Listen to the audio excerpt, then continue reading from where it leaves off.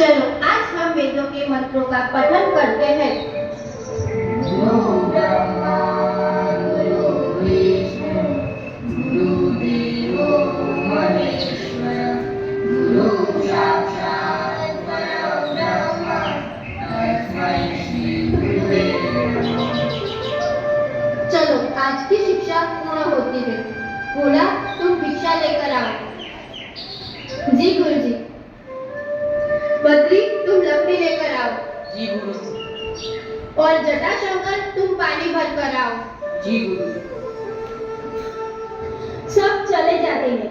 भोला भिक्षा लेने के लिए जाता है और भोला भिक्षा मांगने के लिए एक तांत्रिक के घर आ पहुंचता है। भिक्षाम देही, भिक्षाम देही। कौन हो तुम? कहाँ से आए हो? मैं भोला हूँ। तुम्हारे गुरु कौन है? मेरे गुरु रामानंद है, बहुत ही ज्ञानी गुरु है। मुझसे भी बड़े ज्ञानी है तुम्हारे गुरु? हाँ, आपसे भी बड़े ज्ञानी है। अरे तुम मेरे ही घर की चौखट पर खड़े लेकर मुझसे भिक्षा मांगकर तुम्हारे गुरु को ज्ञानी बता रहे हो? हाँ, मेरे गुरु तो आपसे भी बड़े परम ज्ञानी है। जय हो गुरुदेव की। तुम मुझसे बहस करते हो? मैं तुम्हें श्राप देता हूँ कि तुम कल का सूरज नहीं देख पाओगे। तुम्हारी मृत्यु हो जाएगी। जाओ तुम्हारे गुरु के पास, अपने आप को बचा सको तो बचा लो। देखता हूँ मेरे श्राप से तुम्हें कौन बचाता है। अरे भोला, इस तांत्रिक के श्राप से तो आज तक कोई नहीं बच पाया। भोला शिक्षा लेकर आश्रम में वापस आता है। भोला भिक्षा लेकर आए। गुरुजी, भिक्षा में मैं मेरी मौत लेकर आया हूँ। क्या हुआ भोला? ऐसी क्या बात है? गुरुजी, उस तांत्रिक ने मुझे श्राप दिया है। मैं सुबह का सूरज नहीं देख पाऊंगा। गुरुजी, मुझे बचा लीजिए, मैं मरना नहीं चाहता। भोला, चलो भोजन कर लो। गुरुजी, यहाँ मेरे प्राण सूख रहे हैं और आप भोजन की बात करते हैं। भोला, अभी तो पूरी रात बाकी है। अभी से चिंता क्यों कर रहे हो? चलो ठीक है, जैसी तुम्हारी इच्छा। इतना कहकर गुरुदेव भोजन करने जाते हैं और भोला चिंतित होकर कोने में बैठ जाता है।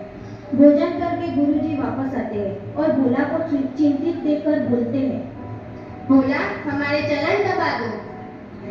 जी गुरुदेव, अब शेष क्षण बचे हैं। मैं उन्हें आपके चरणों की सेवा में बिताना चाहता हूँ। भोला, चाहे जो भी हो, चरण छोड़कर मत जाना। गुरुदेव, कहीं नहीं जाऊंगा। भोला, चाहे जो भी हो, चरण छोड़कर मत जाना। नहीं जाऊंगा गुरुदेव।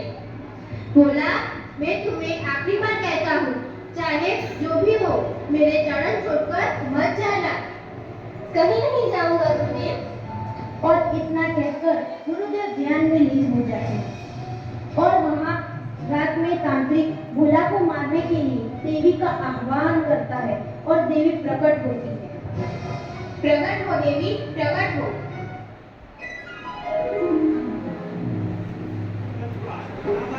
क्या काम है तांत्रिक? तुम सोने चांदी का बक्सा लेकर जाओ और भोले को लालच देकर मेरे पास ले आओ। अब देवी भोला के पास आती है और बोली, इधर आओ भोला, ये सोने चांदी हीरे मोती से भरा पात्र ले जाओ। मुझे लेने में कोई परेशानी नहीं, क्षमा करें, मैं वहाँ आकर नहीं ले सकता। अगर आपको देना है तो यहाँ आकर दे दीजिए। नहीं, तुम्हें ये पात्र यहाँ आकर लेना होगा। देखो कितना सोना चांदी है। अगर देना है तो यहाँ आइए, वरना चली जाइए। तांत्रिक की ये युक्ति निष्फल होने के बाद तांत्रिक भोला के पास देवी को भोला की माँ के वेश में भेजता है।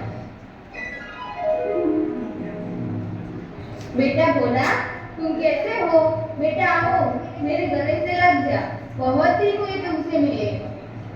क्षमा करना माँ, लेकिन मैं वहाँ नहीं आ सकता क्योंकि अभी गुरु के चरणों की सेवा कर रहा हूँ। मुझे भी आपको गले लगाना है, इसलिए आप यहाँ आ जाइए। नहीं, मैं नहीं आऊंगी। तो फिर माँ, आप यहाँ से चले जाइए। तांत्रिक की यह युक्ति भी निष्फल जाने के बाद तांत्रिक बौखला जाता है और वह राक्षस को भोला को मारने के लिए भेजता है।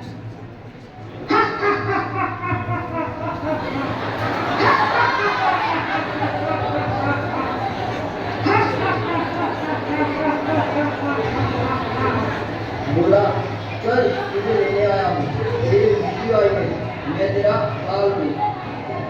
काल हो या महाकाल, मैं नहीं आने वाला। अगर मेरी मृत्यु आई है तो यहीं आकर मुझे ले जाओ, लेकिन मैं गुरु के चरण छोड़कर कहीं नहीं जाऊंगा। चले जाओ यहाँ से। इतने में सुबह हो जाती है। गुरुजी ध्यान से बाहर आते हैं। गुरुजी भोला से पूछते हैं, सुबह हो गई भोला? गुरुदेव, सुबह तो कब की हो गई। अरे तुम्हारी तो मृत्यु होने वाली थी। तुमने ही तो कहा था तांत्रिक का श्राप खाली नहीं जाता, लेकिन तुम तो जीवित हो। जी गुरुदेव, लग तो यही रहा है कि मैं जीवित हूँ। और तभी भोला को रात की सारी बातें याद आती है और वो गुरुजी से अपने प्राण के बचाने के लिए जो किया वो स्मरण हो जाता है। भोला गुरुजी के चरण में पड़कर कहता है, जिसके सर पे गुरु का हाथ हो